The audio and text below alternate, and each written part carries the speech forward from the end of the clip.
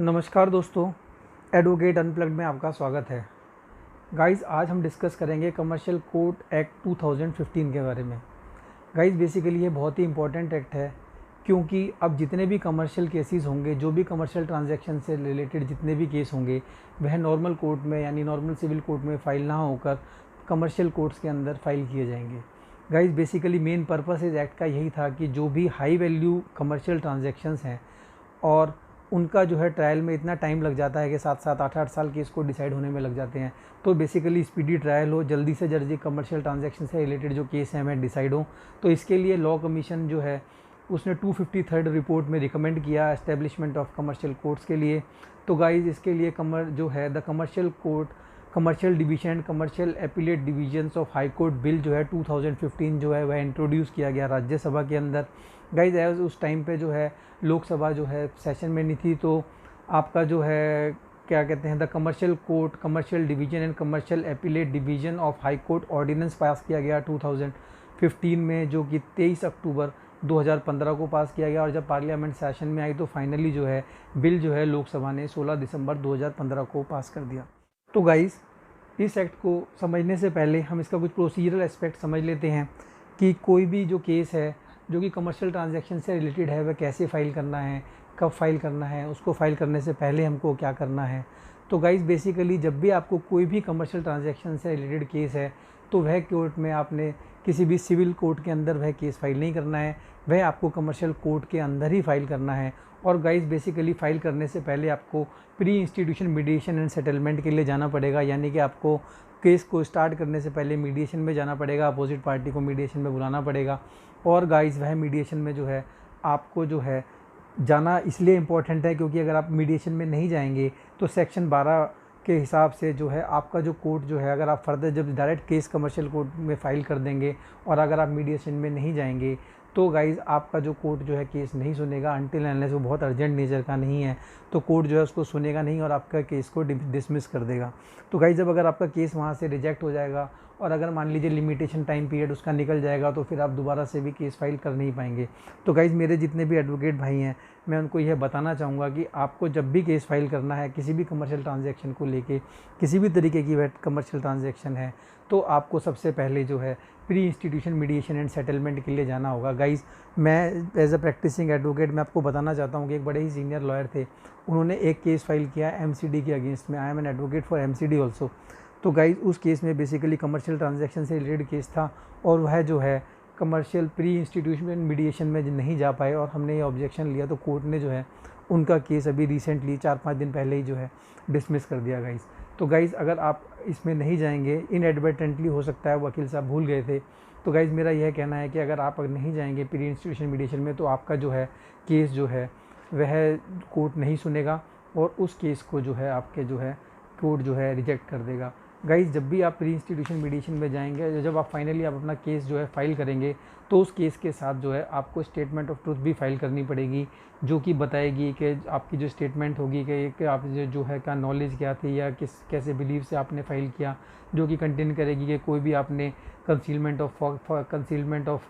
Facts वगैरह नहीं किया है या कोई फॉल्स स्टेटमेंट नहीं दी है, या जिस डॉक्यूमेंट पे आप रिलाई कर रहे हैं, जो पोजीशन में आपके डॉक्यूमेंट्स हैं वह जो है आपको कैसे मिले हैं, जो भी डॉक्यूमेंट्स आपने उसके साथ में लगाए हैं वह सही डॉक्यूमेंट्स हैं। और इस तरीके की आपको स्टेटमेंट ऑफ ट्रुथ भी जो है जब आप केस फाइल करेंगे तो वह आपको उसके साथ फाइल करनी पड़ेगी। गाइज़, उसके बाद ही आपका जो केस जो है वह जो है सुना जाएगा। तो गाइज़, मेरा आपको ये बताना बहुत ज़रूरी है कि अगर आप कभी भी कमर्शियल ट्रांजैक्शन से रिलेटेड कोई भी केस फाइल करेंगे, सबसे पहले आपको कमर्शियल कोर्ट में फ़ाइल करना है, दूसरा आपको प्री इंस्टीट्यूशन मीडिएशन में जाना है। अगर आप प्री इंस्टीट्यूशन मीडिएशन में नहीं जाएंगे तो कोर्ट जो है आपके केस को डिसमिस कर देगी। और गाइज़, ये काफ़ी सारा हो रहा है, जनरली बड़े अच्छे से अच्छे एडवोकेट भी जो है इस बात को भूल जाते हैं और लेटर ऑन जो है क्लाइंट को सफ़र करना पड़ता है। तो गाइज़, इसके हम जो है एक्ट जो है कमर्शियल कोर्ट एक्ट 2015 है, इसके बारे में जो हम बात करेंगे तो बेसिकली सारे इंपॉर्टेंट जो टॉपिक्स हैं वह हम इसमें डिस्कस करेंगे। जनरली एक्ट तो बड़ा छोटा सा एक्ट है, इसमें कुछ ज़्यादा है नहीं, लेकिन एक बार हमको जब एक्ट पढ़ लेंगे तो मेरे को नहीं लगता इसके बाद हमको कोई कमर्शियल कोर्ट एक्ट से रिलेटेड कोई प्रॉब्लम आने वाली है। तो गाइज़, यह जो है इसका बेसिकली जो एक्ट जो है यह कहलाता है कमर्शियल कोर्ट एक्ट 2015। और गाइज़, यह जो एक्सटेंड करता है पूरी इंडिया को अंदर बेसिकली यह लागू होता है और जो है इसको जो है ये फोर्स में जो है 23 दिसंबर अक्टूबर 2015 को जो है यह जो है आपका जो है एग्जिस्टेंस में आया है। गाइज एक बात और मैं आपको बताना चाहूँगा कि जो आपके पुराने केसेस भी चल रहे हैं और जो कि 3 लाख से ऊपर के अमाउंट के वैल्यू के केसेस हैं, तो वह भी सारे के सारे जो केसेस हैं वह कमर्शियल कोर्ट में ट्रांसफ़र हो जाएंगे अगर वह जो है कमर्शियल नेचर के सूट्स हैं। तो गाइज़ अब हम बात करते हैं कमर्शियल कोर्ट एक्ट 2015 के बारे में। सेक्शन 1 बेसिकली बात करता है कि कहाँ जो एक्ट जो है वह क्या कहलाएगी, दूसरा जो है पूरे इंडिया पे ये एप्लीकेबल होगी, और तीसरा जो है इसका जो नाम जो है वह जो बेसिकली ये फोर्स में जो आई 23 डे ऑफ अक्टूबर 2015 को आई। गाइज़ अब हम बात करते हैं इसके सेक्शन 2 के बारे में। सेक्शन 2 बात करता है कमर्शियल एपिलेट कोर्ट्स क्या होते हैं, कमर्शियल एपिलेट डिवीज़न क्या होती है, कमर्शियल कोर्ट बेसिकली क्या होता है। गाइस सबसे पहले हम बात करते हैं कमर्शियल डिस्प्यूट क्या होती है। तो गाइस कमर्शियल डिस्प्यूट जो है वह सेक्शन 2C के अंदर बताया हुआ है। कमर्शियल डिस्प्यूट का मतलब है commercial dispute means a dispute arising out of, यानी कि वह डिस्प्यूट बेसिकली कौन कौन सी डिस्प्यूट जो है कमर्शियल डिस्प्यूट कहलाएंगी, और इनसे रिलेटेड अगर कोई भी केस है तो वह हमको कमर्शियल कोर्ट में फाइल करना है। तो 2C का 1 बताता है ऑर्डिनरी ट्रांजैक्शंस ऑफ मर्चेंट्स,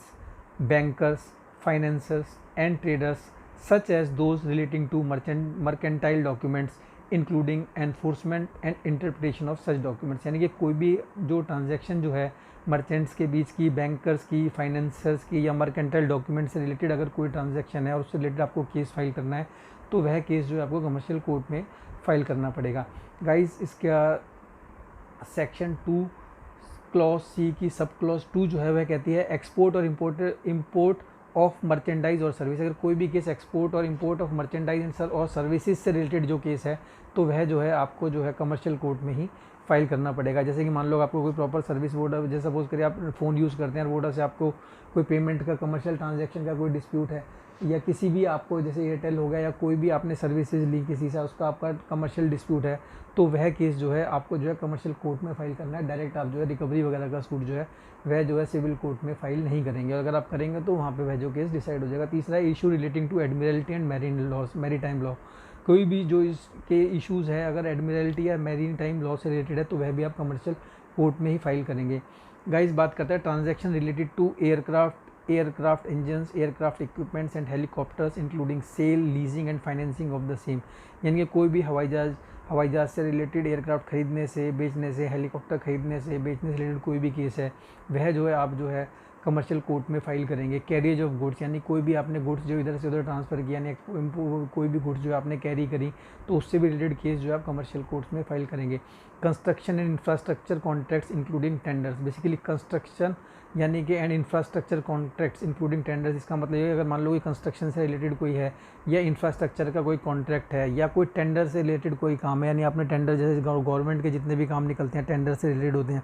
और अगर मान लो कोई डिस्प्यूट लेटर राइज करती है तो वह केस जो आप सिविल सूट नहीं फाइल करेंगे रिकवरी का, इसमें जो है यदि कोई भी जो डिस्प्यूट है उसके लिए आपको कमर्शियल कोर्ट में केस फाइल करना पड़ेगा। गाइस बात करते हैं agreements relating to immovable property used exclusively in trade and commerce, यानी कि प्रॉपर्टी जो है इमूवेबल प्रॉपर्टी कोई अगर ट्रेड एंड कॉमर्स के लिए यूज़ होती है तो उसके लिए आप जो है कमर्शियल कोर्ट में जाएंगे। Franchisee agreements, basically franchising agreements इस तरीके के एग्रीमेंट्स होते हैं गाइस, जैसे कि सपोज करिए मान लीजिए मैं एयरटेल का डिस्ट्रीब्यूटर हूँ तो मेरे पास जो है एयरटेल की फ्रेंचाइज है, या मैं वोडा का डिस्ट्रीब्यूटर हूँ, या मैं प्रॉक्टर एंड गैम्बल का डिस्ट्रीब्यूटर हूँ, तो बेसिकली या मेरे पास किसी की भी फ्रेंचाइजी है किसी भी, जैसे कि मान लो कंप्यूटर्स के इंस्टीट्यूट हैं अपनी फ्रेंचाइज देते हैं, जैसे मान लो कंप्यूटर का IEC इंडियन एजुकेशन सेंटर में NIT जो थी ये आपका फ्रेंचाइज देती थी, तो उसके डॉक्यूमेंट से रिलेटेड अगर फ्रेंचाइजी एग्रीमेंट से रिलेटेड कोई भी आपका केस है तो वह आपको जो है कमर्शियल कोर्ट के अंदर फाइल करना है। डिस्ट्रीब्यूशन एंड लाइसेंसिंग एग्रीमेंट, यानी कि कोई लाइसेंस से रिलेटेड या कोई डिस्ट्रीब्यूशन से रिलेटेड, जैसे कि मैंने आपको डिस्ट्रीब्यूशन से बताया, तो वह सारे केस भी जो है आप जो है कमर्शियल कोर्ट में फाइल करेंगे। मैनेजमेंट एंड कंसल्टेंसी एग्रीमेंट, यानी कि आपने कोई मैनेजमेंट के टाइप का कोई केस है या आपने कंसल्टेंसी किसी को दी है और आपको वहाँ पे पेमेंट नहीं मिली या कोई किसी कमर्शियल डिस्प्यूट अराइज हो गया तो वह जो है आपको उसको कमर्शियल कोर्ट में फाइल करना पड़ेगा। जॉइंट वेंचर एग्रीमेंट, सपोज करिए कोई 2 कंपनियां जो हैं या दो पार्टी जॉइंट वेंचर करके किसी पर्टिकुलर काम को करते हैं और लेटर ऑन कोई डिस्प्यूट अराइज हो जाता है तो वह भी आपको कमर्शियल कोर्ट में फाइल करना है। शेयर होल्डर एग्रीमेंट को लेकर अगर कोई ट्रांजैक्शन में डिस्प्यूट है तो आपको कमर्शियल कोर्ट्स में केस जो है फाइल करना है। गाइस बात करें subscription and investment agreement pertaining to the services industry including outsourcing services and financial services, basically अगर मान लो कोई सर्विस आउटसोर्स करी, सपोज करिए मान लीजिए मैंने कुछ सर्विस जो है किसी इंडस्ट्री को जो है सपोज करिए इसको ऐसा समझिए, हमारी इंडस्ट्री को हमने कुछ एम्प्लॉयज़ जो है हमने दिए, हायर करे, और बेसिकली हमारी को पेमेंट जो है वहाँ से नहीं मिली, तो इस तरीके से रिलेटेड कोई भी आउटसोर्स हमको उन्होंने आउटसोर्स किया, हमने उनको मैनुअल पावर सप्लाई की और उन्होंने हमारी पेमेंट नहीं की, कमर्शियल डिस्प्यूट है, तो इस तरीके का जो केस है वह जो है कमर्शियल कोर्ट के अंदर फाइल किया जाएगा। Mercantile agency and mercantile usage से रिलेटेड कोई भी केस है वह हमारे पार्टनरशिप एग्रीमेंट, अगर मान लीजिए कोई पार्टनरशिप एग्रीमेंट है और पार्टनरशिप एग्रीमेंट को लेकर कोई डिस्प्यूट अराइज होती है, तो वह जो है कमर्शियल कोर्ट्स में गाइस ट्राई की जाएगी। टेक्नोलॉजी डेवलपमेंट एग्रीमेंट, अगर कोई भी टेक्नोलॉजी डेवलपमेंट का कोई एग्रीमेंट है उससे लेकर कोई रिलेटेड होती है, तो वह भी सारे के सारे कमर्शियल कोर्ट्स में गाइस केस ले जाएंगे। बात करता है सबसे इंपॉर्टेंट है intellectual property rights relating to registration, registered and unregistered trademark, copyright, patent, design, domain name, geographical indications and semiconductor integrated circuit. Basically guys ये बात करता है इंटेलेक्चुअल प्रॉपर्टीज़ को लेकर। अगर मान लो इंटेलेक्चुअल प्रॉपर्टी से लेकर मान लो कोई भी है इन्फ्रिंजमेंट आपका हो गया ट्रेडमार्क का या कॉपीराइट का या पेटेंट का, या आपके कोई जोग्राफिकल इंडिकेशंस हैं बेसिकली उसका है, या सेमीकंडक्टर आईसी से रिलेटेड कोई है, तो कोई भी इस तरीके का केस जो है आपको जो है कमर्शियल कोर्ट में फाइल करना पड़ेगा। Agreement for sale of goods और प्रोविजंस ऑफ सर्विसेज, यानी कि अगर मान लो कोई आपने गुड्स बेचे उससे रिलेटेड कोई भी आपका है, जैसे आपको मान लो गुड्स जो है क्वालिटी सही नहीं थी गुड्स की, या प्रोविजंस या कोई सर्विस आपको प्रोवाइड की हुई सर्विस जो आपको प्रॉपर नहीं मिली, तो इससे रिलेटेड अगर आप कोई केस फाइल करेंगे तो आप जो है सिविल कोर्ट में ना फाइल करके कमर्शियल कोर्ट में उस केस को फाइल करेंगे। गाइस ये बात करता है exploitation of oil and gas research और other natural resources including electromagnetic spectrum, यानी कि अगर मान लो स्पेक्ट्रम की गाइस बात होगी, बेसिकली जैसे एयरटेल है चाहे उनको स्पेक्ट्रम वगैरह से रिलेटेड कोई भी डिस्प्यूट है तो है कमर्शियल कोर्ट्स में उनको फाइल करना है। इंश्योरेंस से रिलेटेड कोई री इंश्योरेंस से रिलेटेड डिस्प्यूट है तो भी आपको कोई केस जो है कमर्शियल नेचर का जो भी डिस्प्यूट का केस होगा वह आपको कमर्शियल कोर्ट में फाइल करना है। कॉन्ट्रैक्ट ऑफ एजेंसी, यानी कि आप अगर कोई एजेंसी किसी की चला रहे हैं और उससे रिलेटेड कोई भी आपका डिस्प्यूट है तो वह भी आपको कमर्शियल कोर्ट में फाइल करना है गाइस। और कोई भी commercial dispute as may be notified by the central government, यानी कि कोई भी डिस्प्यूट जैसे कि इसमें एक्ट में दे रखा है सेक्शन 2 के सब क्लॉज सी में, उसके अलावा भी अगर कोई नोटिफाई होता है और कमर्शियल ट्रांजैक्शन को कमर्शियल नेचर के डिस्प्यूट को, तो वह भी जो है कमर्शियल कोर्ट्स में ही डिसाइड होगा। इसमें एक्सप्लेनेशन भी दे रखी है कि एक commercial dispute shall not cease to be commercial dispute merely because, ये कहता है कि कमर्शियल डिस्प्यूट अगर मान लीजिए है यह सिर्फ यह कमर्शियल डिस्प्यूट जो है हमेशा कमर्शियल हुई और वह कमर्शियल डिस्प्यूट नहीं ख़त्म नहीं होगी। बेसिकली ये कहता है कि अगर मान लो कोई कमर्शियल डिस्प्यूट है वह कमर्शियल डिस्प्यूट ही कहलाएगी, और अगर मान लीजिए कि it involves an action for recovery of immovable property और for realisation of money out of immovable property given as security और involves any other relief pertaining to immovable property, अगर मान लीजिए कोई इमूवेबल प्रॉपर्टी को लेके कोई कमर्शियल डिस्प्यूट है, कोई रिकवरी ऑफ मनी को लेकर है, या इस तरीके कोई भी डिस्प्यूट है तो कमर्शियल डिस्प्यूट ही रहेगी। अगर इमूवेबल प्रॉपर्टी को यह जो लेके चल रही है तो यह जो है कमर्शियल डिस्प्यूट से हट नहीं जाएगी। और गाइज इसकी सब क्लॉज बी बात करती है कि one of the contracting party is the state और एनी ऑफ द एजेंसीज और इंस्ट्रूमेंटलिटीज और a private body carrying out public functions. Basically ये बात करता है गाइज, ये कहता है कि सब क्लॉज बी कहते हैं कि कोई भी जो है अगर मान लीजिए ट्रांजैक्शन कमर्शियल है, चाहे उसमें स्टेट पार्टी है या कोई एजेंसी जो इंस्ट्रूमेंटलिटी ऑफ स्टेट का मतलब है जो स्टेट की तरह काम कर रही हैं, बेसिकली जैसे कि मान लो पब्लिक सेक्टर अंडरटेकिंग्स वगैरह हो गई जो कि इंस्ट्रूमेंटली सेक्शन 12 आर्टिकल 12 ऑफ कॉन्स्टिट्यूशन से रिलेटेड, बेसिकली कोई भी जो भी इंस्ट्रूमेंटलिटी ऑफ स्टेट है, अगर मान लो वह कोई किसी तरीके की ट्रांजैक्शन करती है, स्टेट यानी कि सरकार किसी तरीके की ट्रांजैक्शन करती है, सपोज करिए आपने टेंडर गवर्नमेंट से लिया और कोई कमर्शियल डिस्प्यूट अराइज हो गई, तो उसका केस जो है अगर गवर्नमेंट पार्टी, इसका मतलब ये नहीं है कि कमर्शियल ट्रांजैक्शन नहीं रही, तो चाहे गवर्नमेंट पार्टी हो, irrespective of the fact that will remain as a commercial transaction, और जो केस जो है वह कमर्शियल कोर्ट में डिसाइड किया जाएगा। गाइज इसमें इसकी जो क्लॉज आई है वह भी इंपॉर्टेंट है, वह बात करती है स्पेसिफाइड वैल्यू। गाइज ये कहती है in relation to a commercial dispute shall mean the value of the subject matter in respect of a suit as determined in accordance with section 12 which shall not be less than 3 lakh rupees and such higher value as may be notified by the central government. Basically specified value guys वह वैल्यू होगी कि मान लीजिए एक तो कहता है कि 3 लाख से तो कम नहीं होगी, जो आर्टिकल 12 में जो सेक्शन 12 जो है इसका बता रखा है उसमें वैल्यू जो है मैक्सिमम मिनिमम जो है 3 लाख से ऊपर का जो केस होगा तो वह कमर्शियल कोर्ट में फाइल किया जाएगा, और जो वैल्यू जो है सेंट्रल गवर्नमेंट ने नोटिफाई की होगी मैक्सिमम कहाँ तक कर सकता है, जो कि सेंट्रल गवर्नमेंट ने जो वैल्यू जो है प्रेस्क्राइब की हुई है। गाइज इसका 2 कहता है कि the word and expressions used and not defined in this act but defined in Code of Civil Procedure 1908 and Indian Evidence Act 1870 shall have the same meaning respectively assigned to them in that code and the act। कैसे कहता है अगर मान लो कोई भी अगर expression है या वर्ड जो है जो कि CPC में यूज़ किया है या इंडियन एविडेंस एक्ट में यूज़ किया है, तो वह भी सेम मीनिंग जो है उसका यहाँ पर भी उसको हम इंटरप्रेट करेंगे।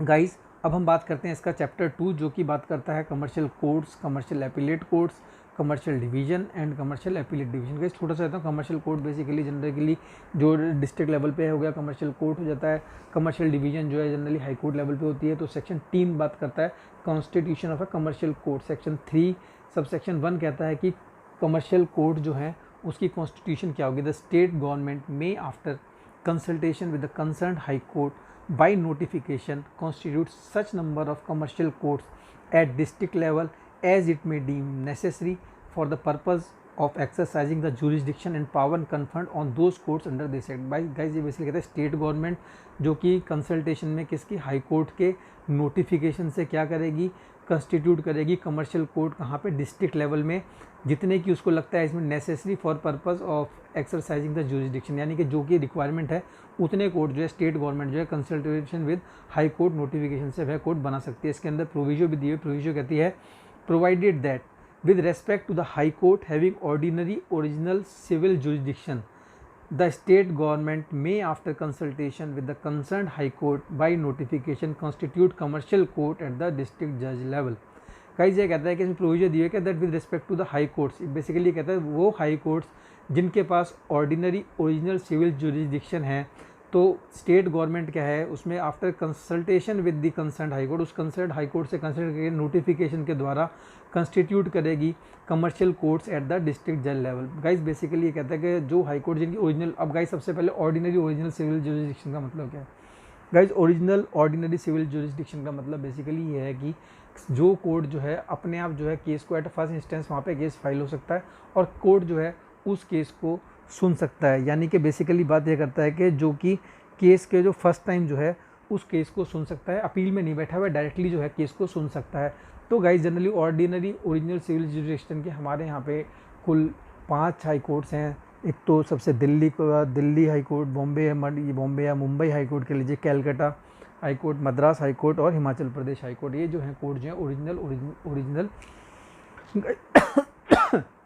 ये जो है ऑर्डिनरी ओरिजिनल सिविल जुरिस्डिक्शन के कोर्ट हैं, क्योंकि गाइस डायरेक्टली जो है केस जो है एट फर्स्ट इंस्टेंस भी सुन सकते हैं। गाइस में फर्दर प्रोविजन दी हुई है provided further that with respect to the territory over which the high court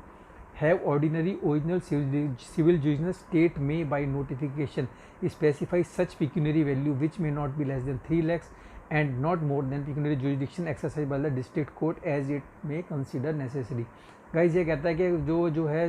territory को लेके जो है हाई कोर्ट को जो है ऑर्डिनरी ओरिजिनल जुरिस्डिक्शन के अंदर स्टेट गवर्नमेंट जो है वह नोटिफिकेशन से क्या कर सकती है, बेसिकली बात करता है पिक्यूनियरी जुरिस्डिक्शन, कहता है कि कम से कम 3 लाख रुपए की होगी और जो मैक्सिमम जो है वह कोर्ट जो एक्सरसाइज कर रहा है जुरिस्डिक्शन वहाँ तक की मैक्सिमम जो है वैल्यू तक की जो कमर्शियल डिस्प्यूट हैं वह जो है कोर्ट सुन सकता है। गाइस बेसिकली बात करता है कमर्शियल कोर्ट जो है बेसिकली जो है डिस्ट्रिक्ट लेवल पे जो है कॉन्स्टिट्यूट होंगे और मिनिमम जो है 3 लाख रुपए तक का केस सुनेंगे और मैक्सिमम जो सुन सकते हैं जो कि उस कोर्ट की पिक्यूनियरी जुरिस्डिक्शन है, मैक्सिमम वहाँ तक का जो है वह सुन सकते हैं जो कि स्टेट गवर्नमेंट प्रेस्क्राइब करेगी। गाइस इसमें 1A कहता है notwithstanding anything contained in this act the state government may after consultation with the concerned high court by notification specify such pecuniary value which shall not be less than 3 lakh of such higher value for which or part of the state as it may consider necessary। का इसे कहता है कि state government भी जो है consultation में high court से जो है स्पेसिफाई कर सकती है पिक्यूनियरी वैल्यू को जो कि 3 लाख से कम नहीं होगी और वह हायर वैल्यू जो कि पार्ट स्टेट जो है नेसेसरी जो है उसको लगे कि उसको कर सकती है। गाइस इसमें बेसिकली इसका सेक्शन 3 का सब सेक्शन 2 कहता है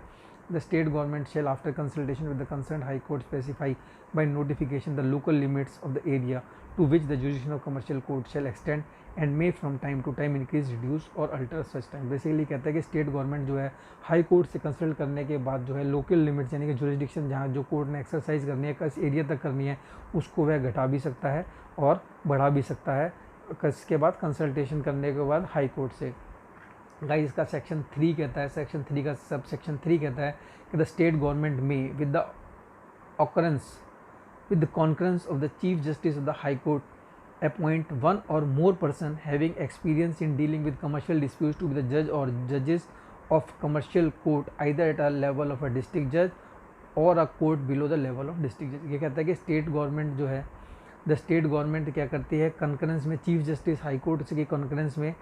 क्या कर सकती है, एक या उससे ज़्यादा जिनको कि एक्सपीरियंस है कमर्शियल डिस्प्यूट को डील करने का, कमर्शियल जज या जजेस कमर्शियल कोर्ट में डिस्ट्रिक्ट लेवल पे या उससे बिलो। बेसिकली स्टेट गवर्नमेंट जो है हाई कोर्ट की कंसल्ट, वो चीफ जस्टिस से कंसल्ट करके जो है जो जजेस हैं जो कि कमर्शियल कोर्ट्स को देखेंगे उनको अपॉइंट कर सकती है। गाइस सेक्शन 3 ये बात करता है designation of commercial appellate court. Guys हमने कमर्शियल कोर्ट का बात किया तो कमर्शियल कोर्ट जनरली जो है डीजे लेवल पे जो है बेसिकली होंगे, या बेसिकली जनरली डीजे लेवल पे जो है जो केस कोर्ट्स होंगे वह जो है कमर्शियल कोर्ट्स कहलाएंगे। अब बात कर रहे हैं ये 3A designation of commercial appellate court, यानी कि कमर्शियल एपीलेट कोर्ट क्या होगा, except the territories over which the high court have original civil jurisdiction, the state government may, after consultation with the concerned high court, by notification designate such number of commercial appellate court at district judge level as it may deem necessary for the purpose of exercising the jurisdiction and power conferred on these courts under this act। Basically ये कहता है कि जहाँ सिर्फ उन कोर्टों को छोड़ के जिनके पास ऑर्डिनरी ओरिजिनल सिविल जुरिस्डिक्शन है, स्टेट गवर्नमेंट जो है हाई कोर्ट से कंसल्टेशन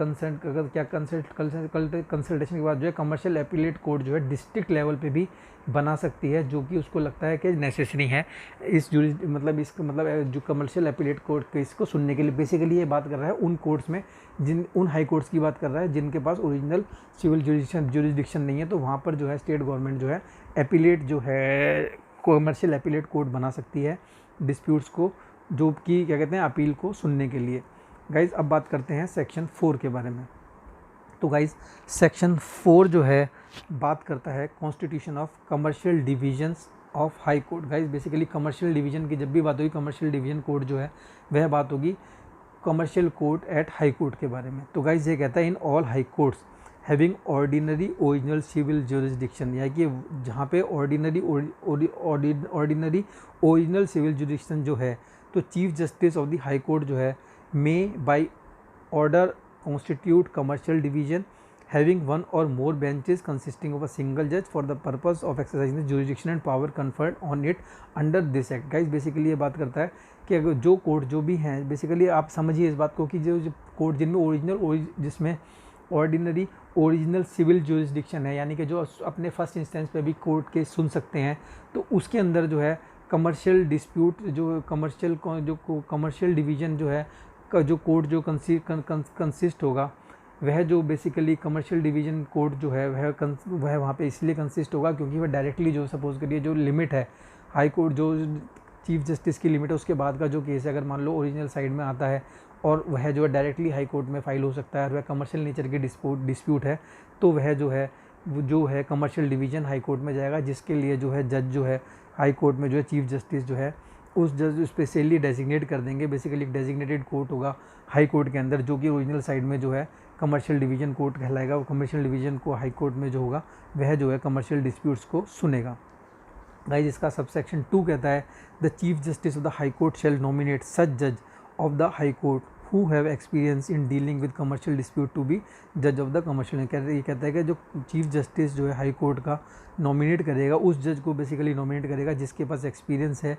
डील करने में कमर्शियल डिस्प्यूट्स, टू बी जज जो है वह कमर्शियल डिवीज़न का जो है जज वो है बनेगा। Guys constitution of commercial appellate division, basically क्या हो गया, एक तो कमर्शियल डिवीजन हो गई जो कि ओरिजिनल साइड में सुनने गया। मान लो कमर्शियल ओरिजिनल साइड ने कोई डिसीजन दे दिया, उसकी जो अपील है तो उसको सुनने के लिए कमर्शियल एपीलेट डिवीजन बनेगी। तो गाइस इसमें लिखा है after issuing notification under subsection 1 of section 3 और order under subsection 1 of section 4, the chief justice of the concerned high court shall by order constitute commercial appellate division having one or more division benches for the purpose of exercising jurisdiction and power conferred on it by the act। Basically ये कहते हैं कि commercial appellate division में जो है high court जो है appoint कर देगा एक या एक से ज़्यादा डिवीजन बेंचेस जो कि जो है कमर्शियल एपीलेट डिवीजन जो कि कहलाएंगी और जो कि जो है उसको केसेस को एपीलेट डिवीजन में सुनेंगी। गाइज इसमें कहते हैं chief justice of the high court shell nominate सच जजेस of the high court who have experience in dealing with the commercial dispute to be जजेस of the commercial appellate division. भाई ये कहता है कि मान लीजिए कोई भी जो जज जो है जो चीफ जस्टिस जो हाई कोर्ट जो नॉमिनेट करेगा उन जजेस को हाई कोर्ट के जो कि जिनके पास एक्सपीरियंस है डील करने में कमर्शियल डिस्प्यूट और जो कि टू बी द जो है उनको जो है वह अपॉइंट करेगा कमर्शियल एपीलेट डिवीजन में। गाइज बेसिकली इसमें बात हुई अब एक तो बात हुई कमर्शियल कोर्ट्स के बारे में, एक हुई कमर्शियल एपिलेट कोर्ट्स के बारे में, एक हुई कमर्शियल डिवीज़न के बारे में और एक कमर्शियल एपिलेट डिवीज़न के बारे में। गाइस बेसिकली अगर मान लीजिए जो डिस्ट्रिक्ट लेवल पे जो है कमर्शियल कोर्ट्स होंगे, हाई कोर्ट लेवल पे जो है कमर्शियल डिवीज़न कोर्ट्स होंगे और कमर्शियल एपिलेट डिवीज़न कोर्ट्स होंगे। गाइस जहाँ पे ओरिजिनल ज्यूरिसडिक्शन है वहीं पे जो है कमर्शियल डिवीज़न कोर्ट होगा बेसिकली, यानी कि 5 ही जगह पे, यानी बेसिकली कमर्शियल डिवीज़न कोर्ट जो होगा। अदरवाइज़ कमर्शियल एपिलेट कोर्ट होगा, क्योंकि जो उनके पास ओरिजिनल ज्यूरिसडिक्शन नहीं होगी तो जो भी अपील नीचे से आएगी वह जो है कमर्शियल एपिलेट ज्यूरिसडिक्शन जो है वो जिस कोर्ट के पास है, मतलब अगर मान लो कोई अपील आई तो वह कमर्शियल एपिलेट जो ज्यूरिसडिक्शन के पास है वह जो है उसको कमर्शियल ट्रांजेक्शन की जो अपील है उसको सुनेगा। तो गाइज़ एक बार मैं आपको फिर से बता देता हूँ कि कमर्शियल कोर्ट जो है डिस्ट्रिक्ट लेवल पे होंगे, कमर्शियल डिवीज़न कोर्ट जो है वह हाई कोर्ट के लेवल पे होंगे। और अगर मान लीजिए जिस स्टेट में एपिलेट जो ओरिजिनल जुरिडिक्शन नहीं है हाई कोर्ट के पास में, तो वहाँ पे जो है स्टेट गवर्नमेंट भी जो है कमर्शियल एपिलेट डिवीज़न बना सकती है, कमर्शियल एपिलेट कोर्ट बना सकती है। और अगर मान लीजिए जहाँ पे ओरिजिनल जुरिडिक्शन है जिस कोर्ट के पास में, हाई कोर्ट के पास में, तो वहाँ पे कमर्शियल डिवीज़न कोर्ट बनेगी और कमर्शियल एपिलेट कोर्ट जो है जो अपील्स को सुनेगी। तो गाइस अब बात करते हैं सेक्शन 6 के बारे में, जो कहता है जुरिडिक्शन ऑफ कमर्शियल कोर्ट्स के बारे में। बेसिकली ये कहता है the commercial court shall have a jurisdiction to try all suits and application relating to the commercial dispute of a specified value arising out of the entire territory of the state over which it has been vested territorial jurisdiction। Basically ये बात करता है कि jurisdiction कहाँ पे exercise करेगा commercial court, जहाँ भी जो जितनी टेरिटोरियल वैल्यू जिसमें स्पेसिफाइड वैल्यू तक का पर्टिकुलर वैल्यू जो है, जो स्पेसिफाइड वैल्यू है उस तक की जो है वह जुरिडिक्शन टेरिटरी अपने एरिया में जो है पूरे में जो है वह एक्सरसाइज कर सकता है। गाइज बेसिकली बात करता है, इसमें एक्सप्लेनेशन भी दी है, for the purpose of the section a commercial dispute shall be considered to arise out of the entire territory of the state over which a commercial court have been vested jurisdiction if the suit or application relating to such commercial dispute has been instituted as per the provision section 16 से 20 of the code of civil procedure when the suit is to be instituted। Basically ये बात करता है suit कहाँ पे, यानी कि territorial jurisdiction कहाँ पे सूट इंस्टीट्यूट होना है, क्या कौन सी टेरिटरी में होगा, कितनी पिक्यूलियर जुरिडिक्शन है। बेसिकली जो सेक्शन 6 जो बात करता है कमर्शियल कोर्ट्स की जुरिडिक्शन के बारे में बात करता है कि कितनी वैल्यू तक का केस है, कौन से एरिया में वह जो है कर सकते हैं। Jurisdiction of commercial division of high courts, तो गाइस सेक्शन 7 बात करता है jurisdiction commercial division high courts की। ये कहता है all suits and application related to commercial dispute of a specified value filed in the high court having ordinary original civil jurisdiction shall be heard and disposed of by the commercial division at the high court। यानी कि अगर मान लो जो original side में जो भी case आए हैं और वह जो डिस्प्यूट कौन सुनेगा, उसको कौन सुनेगा, कमर्शियल डिवीजन हाई कोर्ट जो है, यानी कि हाई कोर्ट जो है स्पेसिफाइड वैल्यू तक के जो भी केस जो उसके पास आते हैं और वह civil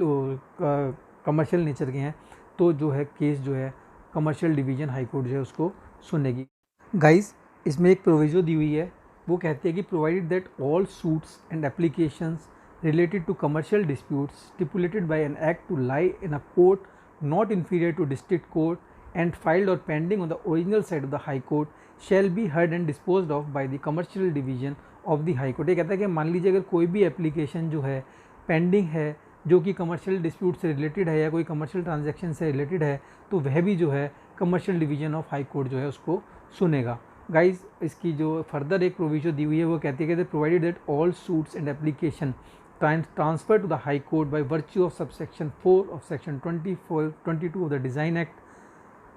section 104 of the patent act shall be heard and disposed of by the commercial division of the high court in all areas over which the high court exercise ordinary original civil jurisdiction. ये कहता है कि अगर मान लीजिए कोई भी case जो है जो कि डिज़ाइन एक्ट से रिलेटेड है या पेटेंट से रिलेटेड है, यानी कि बेसिकली कमर्शियल ट्रांजैक्शन है तो और वह जो है हाई कोर्ट में था, तो वह भी जो है बेसिकली जो है कमर्शियल डिवीज़न जो है हाई कोर्ट की जो है उस केस को सुनेगी। तो गाइज बेसिकली सेक्शन 7 बात कर रहा है jurisdiction of commercial division of high court, यानी कि हाई कोर्ट में जो कमर्शियल डिवीज़न होगी वह जो है किस तरीके के केस सुनेगी। गाइज बेसिकली आपको पता है कि अगर मान लो ओरिजिनल ज्यूरिसडिक्शन है कोर्ट के पास में, ऑर्डिनरी ओरिजिनल सिविल ज्यूरिसडिक्शन है, तो वह जो है एक फर्स्ट इंस्टेंस पे जो केस फाइल होंगे उनको भी सुनेगी। और मान लीजिए जो केस ट्रांसफ़र होगा, यानी कोई कमर्शियल नेचर का केस जो पहले से हाई कोर्ट में चल रहा था और वह ट्रांसफ़र कहाँ पे हो जाएगा, commercial division of high court को जो है वह केस ट्रांसफ़र हो जाएगा। और उससे रिलेटेड कोई भी एप्लीकेशन है या कोई पेटेंट से रिलेटेड है या कोई भी एप्लीकेशन जो है आपकी डिज़ाइन से रिलेटेड है, वह सारे के सारे जो हैं अब कौन सुनेगा, अब कमर्शियल डिवीज़न जो है हाई कोर्ट का सुनेगा। भाई सेक्शन 8 बात करता है बार अगेंस्ट रिवीजन एप्लीकेशन और पिटीशन अगेंस्ट एन इंटरलॉकेटरी ऑर्डर, यानी कि ये कहता है कि अगर मान लीजिए कोई भी इंटरलॉकेटरी ऑर्डर पास हो चुका है तो उसकी जो है आप जो है रिवीजन या एप्लीकेशन जो मतलब आप उसको रिवीजन ने जो है उसकी फाइल नहीं कर सकते हैं, रिवीजन को बेसिकली बार करता है। अब सेक्शन कहता है notwithstanding anything contained in any other law for the time being in force, no civil या नो सिविल रिवीजन एप्लीकेशन और petition shall be entertained against any interlocutory order of a commercial court, including an order on the issue of jurisdiction, and any such challenge subject to the provisions of section 13 shall be raised only in the appeal against the decree of the commercial court। Basically कहता है अगर मान लीजिए commercial court ने कोई order जो है पास कर दिया जो कि इंटरलॉकेटरी ऑर्डर है, तो उसकी जो है आप रिवीजन जो है फाइल नहीं कर सकते। आप जो सेक्शन 13 में जो अपील दी हुई है आप जो है वह जो है अपील ही फाइल कर सकते हैं जब आप वह जो है ऑर्डर को चैलेंज करेंगे, इरिस्पेक्टिव ऑफ द फैक्ट, चाहे वह जो है उसकी ज्यूरिसडिक्शन को भी लेकर हो। तो गाइस बेसिकली ये कहता है कि आप रिवीजन नहीं फाइल कर सकते। अगर आपको फाइल करनी है तो सेक्शन 13 में अपील दिया है जो कि हम थोड़ी देर में पढ़ेंगे, तो या हम थोड़ी देर में उसको भी डिस्कस करेंगे। तो अपील किस तरीके से फाइल होती है, तो आप जो है रिवीजन नहीं फाइल कर सकते, आप इंटरलॉकेटरी ऑर्डर के अगेंस्ट में नहीं जा सकते। जब भी आपका फाइनल डिग्री हो जाएगी या फाइनल ऑर्डर पास हो जाएगा उसके बाद जो है आप उसकी अपील में जा सकते हैं। गाइस सेक्शन 10 बात करता है jurisdiction in respect of the arbitrary matters, arbitration matter. Basically ये कहता है कि where the subject matter of an arbitration is a commercial dispute of a specified value, यानी ये बात करता है कि अगर मान लीजिए कोई आर्बिट्रेशन का कोई केस है जो पर्टिकुलर स्पेसिफाइड वैल्यू को लेकर है, सपोज़ करिए कि मान लीजिए 3 लाख से ऊपर का केस है और जो है क्या कहते हैं और जो स्पेसिफिक वैल्यू का केस है डिपेंड करेगा कि कहाँ पे, अगर मान लीजिए वो है हाई कोर्ट के अंदर है या डिस्ट्रिक्ट लेवल पे जो केस चल रहा है। तो बेसिकली ये बात करता है इसको लेकर मान लीजिए कोई आर्बिट्रेशन के केस चल रहे हैं तो वह किस तरीके से डील होंगे फर्दर, आप कैसे तरीके। इसका सब सेक्शन 10 का सब सेक्शन 1 कहता है if such arbitration is an international commercial arbitration, अगर मान लीजिए कोई आर्बिट्रेशन जो है इंटरनेशनल कमर्शियल आर्बिट्रेशन है तो ऑल एप्लीकेशंस और appeals arising out of such arbitration under the provisions of the arbitration conciliation act 1996 that have been filed in the High Court shall be heard and disposed of by the commercial division where such commercial division has been constituted in such High Court। यानी कि अगर ये कहता है कि अगर मान लीजिए कोई भी आर्बिट्रेशन कंसिलेशन का इंटरनेशनल कमर्शियल आर्बिट्रेशन से रिलेटेड कोई केस अगर हाई कोर्ट में चल रहा है तो जो कमर्शियल डिवीजन जो है वहाँ की हाई कोर्ट की वह उसको केस को अब आगे सुनेगी further. If such arbitration is other than an international commercial arbitration, अगर कोई आर्बिट्रेशन वैसी है जो कि इंटरनेशनल कमर्शियल आर्बिट्रेशन नहीं है, all applications or appeals arising out of such arbitrations under the provision of the Arbitration and Conciliation Act 1996 that have been filed on the original side of the High Court shall be heard and disposed of by the commercial division where the commercial dispute has been constituted in such High Court। यानी एक बात करता है अगर मान लीजिए कोई भी आर्बिट्रेशन और कंसिलेशन जो है वह अगर जो मान लो ओरिजिनल साइड में हाई कोर्ट में फाइल हुई है तो उसको जो है कमर्शियल डिवीजन जो है हाई कोर्ट का वह उसको सुनेगा। गाइज इसकी सब क्लॉज 3 कहती है if such arbitration is other than an international commercial arbitration all applications और appeals arising out of such arbitration under the provisions of the arbitration and conciliation act 1996 that would ordinarily lie before any principal civil court of original jurisdiction in the district not being the high court shall be filed in and heard and disposed of by the commercial court exercising territorial jurisdiction over such arbitration where such commercial court has been constituted। Basically बात करता है अगर मान लीजिए कोई भी arbitration अगर मान लो डिस्ट्रिक्ट लेवल पे चल रही है और कोई भी एप्लीकेशन कोई भी चीज़ है एप्लीकेशन है डिस्पोज अभी नहीं हुआ आर्बिट्रेशन का केस, तो वह कौन सुनेगा, वह और हाई कोर्ट के लेवल पे तो कमर्शियल कोर्ट जो है एस्टेब्लिश हुआ है वह जो है उसको सुनेगा और वह उस केस को डिसाइड करेगा। कई सेक्शन 11 बात करता है bar of jurisdiction of commercial courts and commercial divisions, bar of jurisdiction of commercial courts and commercial division. ये कहता है कि notwithstanding anything content in the act a commercial court or a commercial division shall not entertain or decide any suit, application or proceedings relating to a commercial dispute in respect of which any jurisdiction of the civil court is either expressly or impliedly barred under any other law for the time being in force। Basically कहता है कि मान लीजिए अगर कोई commercial court या commercial division के लिए बेसिकली कहता है कि अगर मान लीजिए कोई भी जो है कोई एक स्पेशल पर्टिकुलर प्रोविजन कोई एक्ट है या कोई पर्टिकुलर प्रोविजन अगर इसकी उसको बार करता है इसकी जुरिसडिक्शन को, तो फिर उसको इसको जो है यह एंटरटेन कमर्शियल कोर्ट्स नहीं करेंगे, वह वहीं सुना जाएगा जहाँ पे उसकी जुरिस्डिक्शन है। यानी कि अगर मान लीजिए जनरल है तो कमर्शियल में सुना जाएगा, स्पेसिफाइड है कि इस तरीके की जो है कोई भी डिस्प्यूट जो है कमर्शियल नेचर की वह पर्टिकुलर केस सुनेगा तो वह जो है वहाँ पर सुनी जाएंगी। गाइज अब हम बात करते हैं चैप्टर 3 जो कि हम स्पेसिफाइड वैल्यू की बात करें। बहुत देर से हम बोल रहे हैं स्पेसिफाइड वैल्यू तो स्पेसिफाइड वैल्यू कैसे डिटरमाइन करेंगे यह सेक्शन 12 बताता है। गाइज ये कहता है determination of a specified value. तो गाइज ये कहते हैं specified value of the subject matter of the commercial dispute in a suit, appeal और application shall be determine in the following manner. यानी कहता है कि जो भी स्पेसिफाइड वैल्यू है किस तरीके से डिटरमाइन होगी। तो 12 का सब क्लॉज ये कहता है where the relief sought in a suit और an application is for recovery of money. यानी कि वह सूट और एप्लीकेशन जो कि मनी को रिकवर करने से रिलेटेड है, तो the money sought to be recovered in the suit और application inclusive of interest if any computed under the date up to the date of filing of the suit और application as the case may be shall be taken into account on determining such specified value. यानी कहते हैं अगर मान लो specified value आपको कैसे calculate करनी है। मान लो कि मनी से रिलेटेड सूट है तो जो भी कोई इंटरेस्ट भी उसमें इंक्लूड करेंगे और उसको कंप्यूट करेंगे कहाँ तक, जिस दिन केस को फाइल कर रहा है। तो जो आपकी जो वैल्यू जो बनेगी स्पेसिफाइड वैल्यू है बनेगी आपकी जो principal amount plus interest up to the date of filing of the case. तो गाइज यह जो है आपकी स्पेसिफाइड वैल्यू को डिटरमाइन करेगा, क्योंकि इसे डिटरमाइन होगा आपको केस कहाँ फाइल करना है। अगर मान लीजिए स्पेसिफाइड वैल्यू जो है डिस्ट्रिक्ट कोर्ट लेवल तक की है तो वह फिर आप वहाँ फाइल करेंगे, और स्पेसिफाइड वैल्यू उससे ज़्यादा किया तो फिर वह अगर ओरिजिनल जुरिस्डिक्शन का केस है तो फिर वो जो है आप हाई कोर्ट में फाइल करेंगे। गाइज इसकी बी क्लॉज कहती है where the relief sought in a suit, appeal और application relates to movable property. यानी कि कहता है कि अगर मान लो कोई मूवेबल प्रॉपर्टी को लेकर अगर कोई डिस्प्यूट है, सूट है, अपील है या एप्लीकेशन है, और to right therein the market value of the movable. यानी कि मूवेबल प्रॉपर्टी की जो मार्केट वैल्यू है वह जो है स्पेसिफाइड वैल्यू को डिसाइड करेगा उस अपील और एप्लीकेशन में एज द केस में भी शैल be taken account for determination specified value. यानी कि मार्केट वैल्यू से ही जो है हम जो है मूवेबल प्रॉपर्टी की जो है स्पेसिफाइड वैल्यू को कैलकुलेट करेंगे। अब इसकी सब क्लॉज सी कहती है where the relief sought in the suit, appeal and application relates to the immovable property or to a right therein the market value of the immovable property as on the date of filing the suit, appeal and application as the case may be shall be taken into account for determining the specified value। ये कहता है अगर मान लीजिए कोई suit, appeal या application जो कि इमूवेबल प्रॉपर्टी को लेकर है, तो जो उस इमूवेबल प्रॉपर्टी की मार्केट वैल्यू होगी उस दिन जिस दिन हम केस को फाइल कर रहे हैं, तो उसको जो कंसीडर करेंगे हम स्पेसिफाइड वैल्यू जो है निकालने के लिए। गाइस इसकी 12 की सब क्लॉज डी कहती है where the relief sought in the suit, appeal और application relates to any other intangible right. यानी कि इंटेंजिबल वह राइट होती है जिस राइट को हम छू नहीं सकते, जैसे कि आपका कॉपीराइट हो गया, पेटेंट हो गया, ट्रेडमार्क से रिलेटेड कोई भी हो गया। The market value of the set right, तो जो मार्केट वैल्यू उस राइट की जो होगी as estimated by the plaintiff shall be taken into account by for determining specified value. तो जो भी जो मार्केट वैल्यू जो है प्लेंटिफ उसकी जो बताएगा उसको अकाउंट में लेके जो है हम जो है स्पेसिफाइड वैल्यू को मानेंगे। बेसिकली गाइस ये बात करता है कि अगर मान लीजिए मनी से रिलेटेड सूट है तो मनी प्लस जो इंटरेस्ट है उसको जोड़ के जो है उस दिन जिस दिन केस फाइल कर रहे हैं वहाँ तक स्पेसिफाइड वैल्यू की बात होगी। मूवेबल प्रॉपर्टी है तो मूवेबल प्रॉपर्टी की जो मार्केट वैल्यू है या इमूवेबल प्रॉपर्टी है तो उसकी मार्केट वैल्यू को इंटेंजिबल राइट है या आपके इंटेंजिबल राइट के लिए से रिलेटेड कोई भी केस है कमर्शियल नेचर का, तो वह जो है आपकी जो है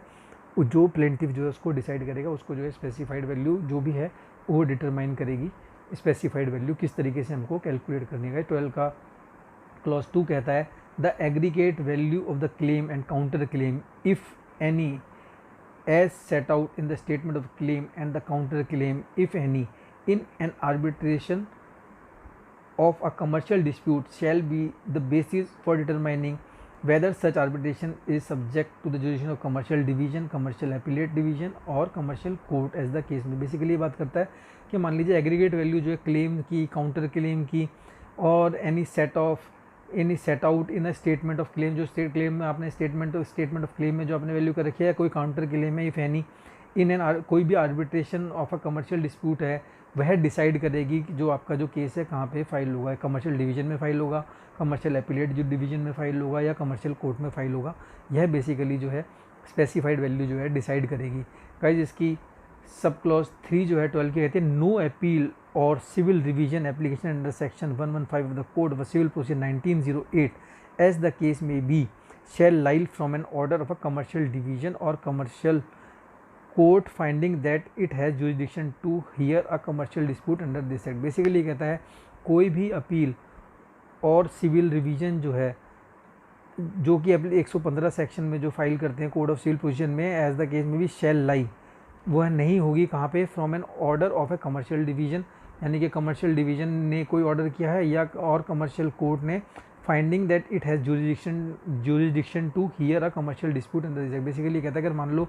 कोई जुरिडिक्शन को लेकर कमर्शियल डिवीजन ने या कमर्शियल कोर्ट ने डिसाइड कर दिया, तो उसकी कोई भी फर्दर आप जो है अपील फिर जो है फाइल नहीं कर सकते हैं।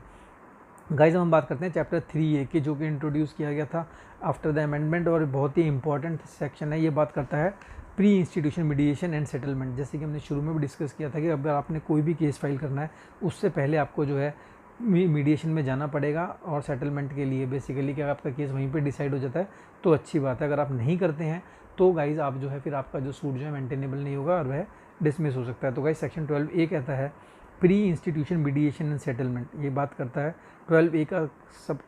का क्लॉज 1 कहता है अ suit which does not contemplate any urgent interim relief under the act shall not be instituted unless the plaintiff exhausts the remedy of pre-institution mediation in accordance with such manner and procedure as may be prescribed by rules made by the central government। Basically कहता है कि अगर मान लीजिए आपने कोई commercial transaction का आपका कोई सूट आपने फाइल करना है, कमर्शियल नेचर का आपने कोई सूट फाइल करना है, तो कब तक आप नहीं फाइल करेंगे उसको नहीं कर सकते हैं। क्योंकि अगर until and unless directly case नहीं फाइल करेंगे, आपको प्री इंस्टीट्यूशन मीडिएशन में जाना पड़ेगा, और आप तभी कर सकते हैं जब कोई अर्जेंट नेचर है। आप यानी कोर्ट को बता सकें कि भाई इतना अर्जेंट क्यों था, क्योंकि आप डायरेक्ट केस फाइल किया, प्री मीडिएशन में क्यों नहीं गए। तो गाइज इसका सब क्लॉज 12A का क्लॉज 2 कहता है the central government may by notification authorise the authorities constituted under legal service authorities act for the provision of pre institution mediation. Basically कहते हैं सेंट्रल गवर्नमेंट जो है नोटिफिकेशन से authorise करेगी legal service authorities को, जो कि प्री इंस्टीट्यूशन मीडिएशन को सुनेंगी। गाइस 12A का सब क्लॉज 3 कहता है notwithstanding anything contained in the Legal Service Authorities Act, the authority authorized by the central government the subsection 2 shall complete the process of mediation within a period of 3 months from the date of application made by the plaintiff under subsection 1। ये कहता है कि अगर मान लो कुछ भी दे रखा है आपका लीगल सर्विस अथॉरिटी एक्ट में, द अथॉरिटी जो अथराइज है सेंट्रल गवर्नमेंट ने जिसको अथराइज़ किया है, जो कि आपका जो मीडिएशन प्री इंस्टीट्यूशन मीडिएशन को सुनेगी, वह जो है 3 महीने के अंदर जो है उसको डिसाइड करेगी। इसमें प्रोविजन दे रखा है provide that the period of mediation may be extended for a further period of 2 months with the consent of the parties. यानी कि अगर मान लीजिए मीडिएशन में आप गए, अगर दोनों पार्टी कंसेंट करते हैं तो उस मीडिएशन पीरियड को आप 2 महीने के लिए और भी एक्सटेंड कर सकते हैं। गाइस इसमें एक फर्दर प्रोविजन भी दी हुई है जो कि कहती है provided further that the period during which the parties remained occupied with the pre institution mediation such period shall not be computed for the purpose of limitation under limitation act. Basically ये कहती है कि मान लीजिए जितने time तक आप जो है मीडिएशन में रहे, जब तक आपका मीडिएशन चला, तो वह जो टाइम जो है वह आपका जो एक्सक्लूड हो जाएगा जब आप लिमिटेशन जो है काउंट करेंगे, जैसे कि प्रिस्क्राइब्ड है लिमिटेशन एक्ट 1963 के अंदर। गाइज 12A का क्लॉज 4 कहता है कि if the parties to the commercial dispute arrives at the settlement the same shall be reduced into writing and shall be signed by the parties to the dispute and the mediator. यानी कहता है कि ये तो basically simple है, अगर mediation में आपका सेटलमेंट हो गया तो उस पर वो दोनों पार्टियां साइन करेंगी और मीडिएटर जो है उस पर साइन करेगा। गाइज इसकी 12A की सब क्लॉज 5 कहते हैं settlement arrived at under this section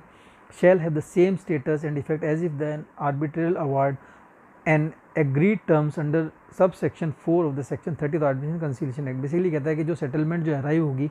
basically section 30 arbitration conciliation settlement से रिलेटेड है, तो ये कहता है कि जो भी सेटलमेंट अराइव होगी इसके अंदर वह बिल्कुल उसका वही इफेक्ट होगा जैसे कि सेक्शन 30 सब क्लॉज 4 में जो सेटलमेंट का होता है। बेसिकली ये जो है जो आपकी जो वैल्यू जो भी सेम वैल्यू पे होगा as on the substance of the dispute. Basically ये जो है जो भी डिस्प्यूट थी उसको ना मानते हुए जिस पे सेटलमेंट हो गया वह माना जाएगा कि final and full and final settlement हो गया है। गाइज अब हम बात करते हैं चैप्टर 4 जो कि डील करता है अपील्स को लेकर, यानी कि अपील की अपील कहाँ फाइल होगी। यानी कि अगर कमर्शियल कोर्ट ने कोई डिसीजन दिया उसकी अपील फाइल कहाँ होगी, कमर्शियल क्या कहते हैं कमर्शियल कोर्ट ने जो है केस फाइल किया है उसकी अपील हमको कहाँ फाइल करनी है, या जो भी कोई क्या कहते हैं आपका कमर्शियल डिवीज़न हाई कोर्ट में कोई केस फाइल हुआ है तो उसकी अपील जो है कहाँ पे फाइल होगी। तो गाइस सेक्शन 13 बात करता है appeal from the decree of a commercial court and commercial division. Guys इसका 13 का क्लॉज 1 कहता है any person aggrieved by the judgment or order of commercial court below the level of a district जज may appeal to the commercial appellate court within the period of 60 days from the date of judgment or order. यानी कहता है कि अगर मान लो कोई commercial court से कोई आदमी एग्रीड है डिसीजन से, तो वह कहाँ अप्लाई करेगा, कमर्शियल अपीलेट कोर्ट में करेगा। कब तक करेगा, 60 डेज़ का उसमें लिमिटेशन दे रखा है, जिस दिन जो है जजमेंट आई है। गाइज इसका 1A कहता है any person aggrieved by the judgment of a order of a commercial court at a level of a district जज exercising original civil jurisdiction or as the case may be commercial division of a high court may appeal to the commercial appellate division of the high court within a period 60 days from the date of judgment of order. Basically कहता है कि मान लो commercial court जो original jurisdiction exercise कर रहा था, या कमर्शियल हाई कोर्ट जो है, कमर्शियल डिवीजन जो हाई कोर्ट का कोई भी ऑर्डर होगा तो उसकी जो अपील जो होगी कमर्शियल अपीलेट डिवीजन जो है हाई कोर्ट में की जाएगी, और उसका भी टाइम पीरियड वही है, 60 डेज़ के अंदर जो है आपको जो है अपील जो फाइल करनी है। गाइस सेक्शन 14 बात करता है कि जो कमर्शियल अपीलेट कोर्ट है या कमर्शियल अपीलेट डिवीज़न है, वह जो भी अपील जो फाइल की गई है उसको जो है वह जो है कोशिश करेगा कि 6 महीने के अंदर जो है उस अपील को डिसाइड कर दें। गाइस चैप्टर 5 बात करता है ट्रांसफ़र ऑफ पेंडिंग सूट्स, यानी कि वो केसेस जो कि कमर्शियल नेचर के हैं लेकिन पेंडिंग है, या तो आपके सिविल क्या कहते हैं आपके डिस्ट्रिक्ट कोर्ट्स में, या जो पेंडिंग है आपकी हाई कोर्ट्स में, उनका क्या स्टेटस रहेगा। तो गाइस ये बात करता है सेक्शन 15 कहता है transfer of pending cases all suits and application including application arbitration and conciliation act 1996 relating to a commercial dispute of a specified value pending in the high court where a commercial division has been constituted shall be transferred to the commercial division। Basically कहता है कि अगर मान लीजिए कोई भी suit या application जो है जो कि under the arbitration and conciliation act के अंडर में जो कि रिलेटेड है कमर्शियल डिस्प्यूट से स्पेसिफिक वैल्यू के, और वह हाई कोर्ट में जो पेंडिंग है वह जो है कमर्शियल डिवीज़न जो है, अगर मान लो ओरिजिनल साइड में है तो वह जो है कमर्शियल डिवीज़न जो है उसमें जो कंस्टिट्यूट अगर हुई है तो उसके अंदर जो है वह एप्लीकेशन जो है ट्रांसफ़र हो जाएगा। इससे 13 का क्लॉज 2 कहता है all suits and applications including application under arbitration conciliation act 1996 relating to a commercial dispute of a specified value pending any civil court in any district or area in respect of which a commercial court has been constituted shall be transferred to such commercial। ये कहता है कि मान लीजिए कोई भी application जो कि कोई सूट या एप्लीकेशन जो इंक्लूड करती हुई आर्बिट्रेशन या कंसिलेशन एक्ट का कोई भी केस है, या कोई भी सूट है, या कोई एप्लीकेशन है, या आर्बिट्रेशन से रिलेटेड कोई एक्ट है, या आर्बिट्रेशन से रिलेटेड कोई भी केस चल रहा है। बेसिकली गाइज इसको एक मिनट दोबारा सुनते हैं। कहते हैं कि अगर मान लीजिए कोई भी एप्लीकेशन या कोई सूट जो कि इंक्लूड कर रहा है एप्लीकेशन अंडर आर्बिट्रेशन एक्ट, यानी कि अगर मान लीजिए कोई भी सूट एप्लीकेशन या कोई आर्बिट्रेशन कंसिलेशन का कोई केस जो है जो कि पेंडिंग है डिस्ट्रिक्ट कोर्ट में, और वहाँ पे कमर्शियल कोर्ट कंस्टिट्यूट हो गया, तो वह जो है वह ट्रांसफ़र हो जाएगा कमर्शियल कोर्ट के अंदर। गाइस में प्रोविजो देखिए, प्रोविजो कहती है प्रोवाइडेड दैट नो सूट और application where the final judgment has been reserved by the court prior to the constitution of commercial division of the commercial court shall be transferred either under subsection 1 और subsection 2। Basically ये कहता है कि मान लीजिए अगर कोई किसी में अगर ऑर्डर रिजर्व कर लिया है, तो आप जो है अगर मान लीजिए कमर्शियल कोर्ट इसके कमर्शियल का अगर मान लीजिए कोई भी जो है सूट या एप्लीकेशन को फाइनल जजमेंट पे कोर्ट ने रख लिया है कॉन्स्टिट्यूशन ऑफ कमर्शियल कोर्ट के डिवीज़न बनने या कमर्शियल कोर्ट बनने से पहले, तो फिर वो जो है वह ट्रांसफ़र नहीं होगा। उसको जो है वह जो कोर्ट जिसने इसको डिसाइड किया है तो वही जो है उसका डिसीजन देगा। बेसिकली पर्पज़ ये है कि मान लीजिए फाइनल जब आर्ग्यूमेंट्स वगैरह हो चुके हैं, डिसीजन पे पहुंचा हुआ केस है, तो उसको दोबारा से ट्राई करने का कोई फ़ायदा नहीं है, या ट्रांसफ़र करने का फ़ायदा नहीं है, उसको वही जो कोर्ट जो है वह उसको डिसाइड करेगा। गाइस सेक्शन 15 की क्लॉज 3 कहती है where any suit or application including an application under the Arbitration and Conciliation Act relating to a commercial dispute of a specified value shall stand transferred to the commercial division, the commercial court under subsection 1 or subsection 2 of the provisions of the act shall apply to those procedures that were not complete at the time of transfer। Basically कह रहा है कि जो भी case जब transfer होंगे, या कोई भी सूट है, एप्लीकेशन है, या आर्बिट्रेशन एंड कंसिलेशन कोई एक्ट का कोई केस जो ट्रांसफ़र हुआ और जितने प्रोसीजर हो गए वो तो हो गए, लेकिन जो बचे हुए हैं तो उन पे जो है ये कमर्शियल कोर्ट जो एक्ट है वह जो है प्रोविजंस अप्लाई होंगे जो कि कंप्लीट नहीं हुए हैं। जो कि प्रोविजन सपोज करिए जैसे मान लीजिए केस फाइल हुआ था और डब्ल्यूएस नहीं आई, तो अब अगर मान लीजिए डब्ल्यूएस नहीं आई है तो उसको रिटर्न स्टेटमेंट को फाइल करने के लिए जो प्रोसेस जो कमर्शियल ट्रांजैक्शन एक्ट के हिसाब से है वह प्रोसीजर लगेंगे, ना कि वह जो कि सिविल कोर्ट में या सिविल सूट में जो लगते हैं। जो जितना डिसाइड हो गया उसको तो दोबारा से रीओपन नहीं करना, लेकिन जो बाकी के जो भी जितने भी आपके डिस्प्यूट से रिलेटेड मैटर है कमर्शियल कोर्ट से, तो कमर्शियल ट्रांजैक्शन एक्ट के हिसाब से जो है फिर वो गवर्न होंगे। गाइस सेक्शन 16 जो है वो बात करता है amendments of the code of a civil proceeding 1908 in application to the commercial dispute. Basically ये बात करता है कि जो अमेंडेड प्रोविजंस हैं, जो कि अमेंडमेंट की गई हैं, जो भी सिविल प्रोसीजर कोड में जो कि शेड्यूल में दी हुई हैं, वह जो एप्लीकेबल होंगी जो भी कमर्शियल डिस्प्यूट या कमर्शियल कोर्ट में जो भी केस चलेगा तो वह जो है एप्लीकेबल होंगी। और अगर मान लीजिए अगर कोई भी प्रोविज़न जो है जो कि कॉन्ट्राडिक्टरी होता है, जो कि अमेंडमेंट की हुई है या जो इस एक्ट में दिया हुआ है उससे सीपीसी के अंदर, तो वह जो है उस केस के अंदर जो है जो ये जो आपका जो एक्ट है इसमें जो प्रोविज़न दिया है वह जो है प्रिवेल करेगा। गाइस सेक्शन 17 बात करता है मिसलेनियस प्रोविजन, चैप्टर 7 बात करता है मिसलेनियस प्रोविजंस के बारे में, जो कि सेक्शन 17 से लेकर सेक्शन 23 तक दिए हुए हैं। बेसिकली सेक्शन 17 बात करता है collection of disclosure of the data by commercial courts, commercial appellate courts, commercial division and commercial appellate division. Basically ये बात करता है कि जो भी डेटा जो है जो भी डेटा इसके इन केसेस से रिलेटेड होगा वह जो है कमर्शियल कोर्ट्स जो हैं या कमर्शियल एपिलेट कोर्ट है, कमर्शियल डिवीजन कोर्ट है, वह जो है उसकी रिपोर्ट्स वगैरह बनाएंगे और जो है उसको मेंटेन करेंगे, उसका केस का प्रॉपर नोट करेंगे और हर मंथ जो है वह जो है डेटा को जो है अपलोड करेंगे। गाइस सेक्शन 18, 19, 20, 21, 21A, 22 में ऐसा कुछ एक्सप्लेन करने के लिए बेसिकली है नहीं। ये बात करता है हाई कोर्ट के पास पावर जो है प्रैक्टिस डायरेक्शंस देने के लिए, या इंफ्रास्ट्रक्चर जो है स्टेट गवर्नमेंट प्रोवाइड करेगा, या ट्रेनिंग और कंटिन्यूस एजुकेशन देने के बारे में बात करता है, या इस एक्ट का ओवरराइडिंग इफेक्ट है इसके बारे में बात करता है, या सेंट्रल गवर्नमेंट जो है रूल बना सकती है इसके बारे में बात करता है, या रिमूव डिफ़िकल्टी करने के लिए सेक्शन 22 बात करता है। गाइस तो ऐसा कुछ इसमें ऐसा ज़्यादा एक्सप्लेन करने के लिए कुछ है नहीं। गाइस सेक्शन 23 बात करता है रिपील एंड सेविंग्स के बारे में। गाइस सेक्शन 23 कहता है the commercial court, commercial division and commercial appellate division of the high court ordinary 2015 is hereby repealed. Basically जो ऑर्डिनेंस जो था commercial court, commercial division, commercial appellate division of the high court ordinance 2015 को जो है यह act जो है replace करता है। और इसका सेक्शन 23 का क्लॉज 2 कहता है notwithstanding such repeal anything done or any action taken under the such ordinance under the said ordinance shall be deem to have been done or taken under the corresponding provision of this act. Basically कहता है कि अगर मान लो कोई भी आपने कोई repeal इसको रिपील होने से पहले अगर कोई आपने कोई एक्ट उसमें कर दिया है या कोई एक्शन उसमें ले लिया है उस ऑर्डिनेंस के तहत, तो वह माना जाएगा कि वह इसी एक्ट के अंडर में लिया गया है। Guys basically commercial transaction act जो है ये कमर्शियल कोर्ट एक्ट 2015 जो है ये बहुत ही इंपॉर्टेंट एक्ट है, जैसे कि मैंने आपको बताया, क्योंकि ये मोस्टली जो भी कमर्शियल नेचर के केसेस होंगे ऑलमोस्ट यानी कि